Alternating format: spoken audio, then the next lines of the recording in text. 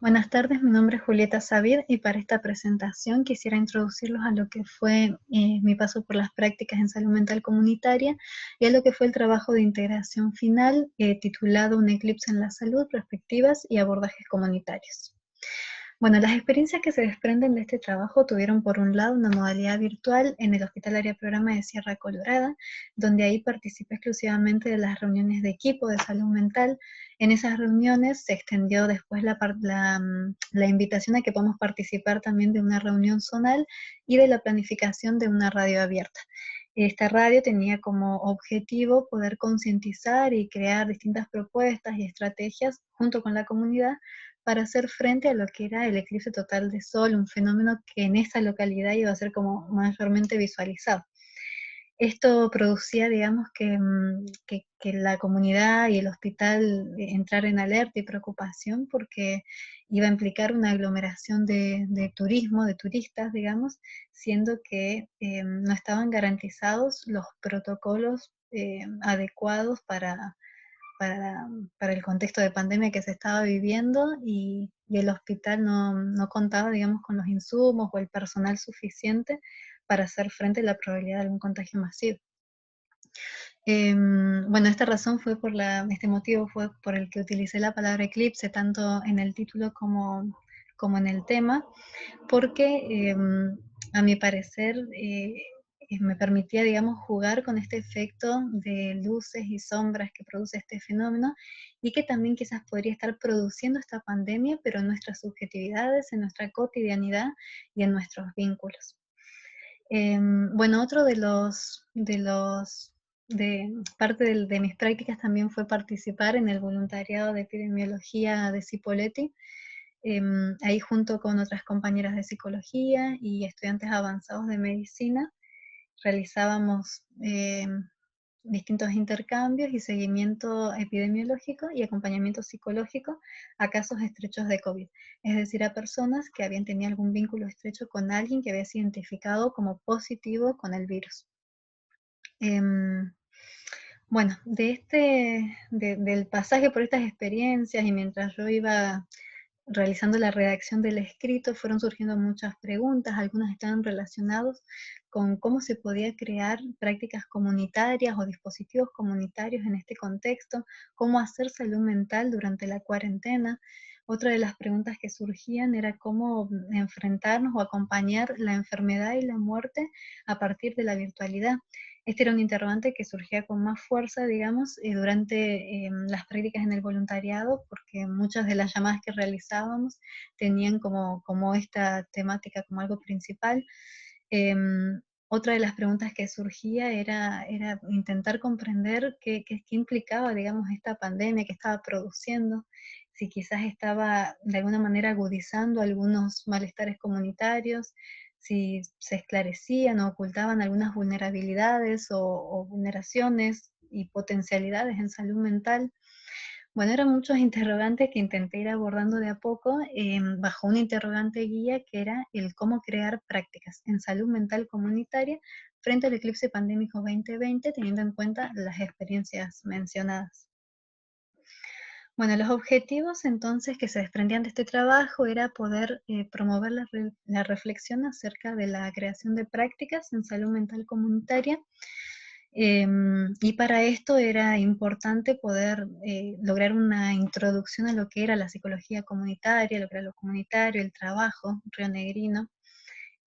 porque bueno, justo las localidades, tanto Cipolletti como Sierra, pertenecían a una provincia que había tenido como una fuerte movilización en lo que era salud mental y en el proceso de desmanicomialización. También me fue necesario hablar del contexto de pandemia y sobre el estado de vulnerabilidad en el que el virus nos estaba dejando. Em,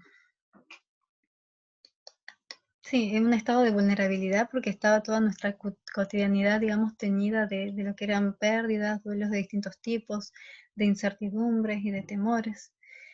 Por eso, bueno, me servía mucho esto utilizar el fenómeno del eclipse para poder, digamos, comprender un poco esto de las sombras que yo propongo, digamos, que se estaban viendo en los vínculos en nuestra cotidianidad, em,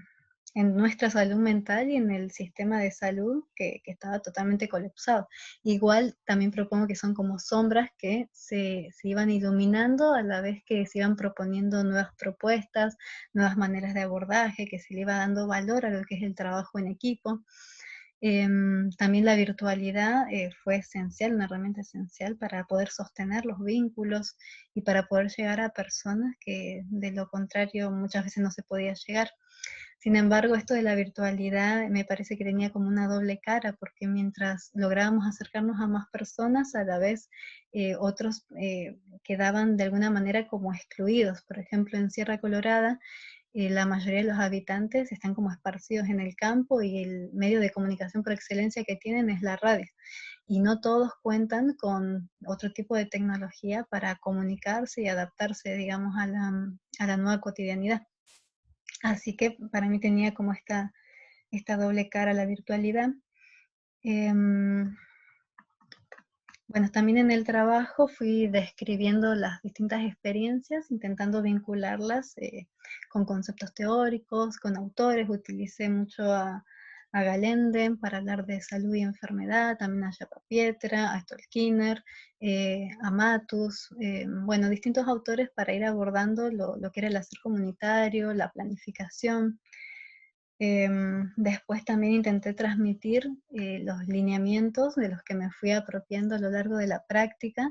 que se desprendían un poco de las leyes 2440 o 26657, en donde se enfatizaba esta importancia de trabajar en la comunidad sí, en la comunidad y con la comunidad para abordar los padecimientos mentales. También se enfatizaba mucho en el trabajo interdisciplinar y en poner la mira, digamos, en posicionarnos más que nada desde una perspectiva compleja, según Morín, para poder ver a los sujetos, a distintas situaciones como multidimensionadas y multideterminadas. Em, bueno, y como conclusión, digamos, estas dos experiencias, a mi parecer, habían tenido continuamente abordajes, distintos intercambios y abordajes en conjuntos, pero otro aspecto que para mí compartían las experiencias era el hecho de dar voz. Con esto me refiero, por ejemplo, que en Sierra Colorada, cuando surgió esta iniciativa de radio abierta, lo que se intentaba era dar voz a los habitantes de la comunidad para que ellos sumaran su opinión y se sintieran interpelados a este malestar comunitario. Por otra parte, en Cipolletti, si bien la comunidad quizás no tenía tanta actividad, pero de alguna manera se ofrecía un espacio para poder darles la posibilidad de expresarse por ahí todos los días con esto de cómo estás hoy, cómo te sentís físicamente o anímicamente, les dábamos la posibilidad de dar voz a sus padecimientos y que se sintieran de alguna manera contenidos y en un intento de evitar, digamos, esta idea de abandono que nos recuerda a épocas manicomiales y que la pandemia infundía a cada instante, ¿no? Bueno, para finalizar, durante las prácticas virtuales, no fue, las prácticas virtuales en Sierra Colorada no fue posible poder tener contacto con los usuarios o las usuarias de salud mental o del hospital,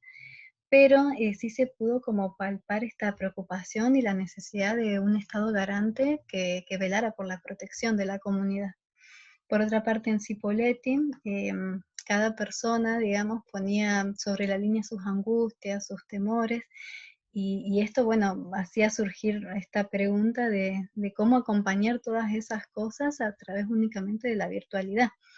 Y bueno, es una pregunta que no tengo, digamos, una respuesta, pero sí imagino que desde la individualidad, digamos, es difícil abordarla, pero sí se puede hacer desde la grupalidad, teniendo, digamos, como las bases puestas en el intercambio, en poder ver las distintas situaciones y hasta los distintos sujetos a partir desde la complejidad, a partir de un abordaje interdisciplinar. Bueno, y finalmente quisiera terminar esta exposición con la última frase de mi trabajo, para ir cerrando, que dice: probablemente al crear espacios que permitan circular la palabra y que se constituyan como posibles creadores y conservadores de vínculo social, permitirán el hacer salud mental hasta en los contextos más desafortunados. Muchas gracias.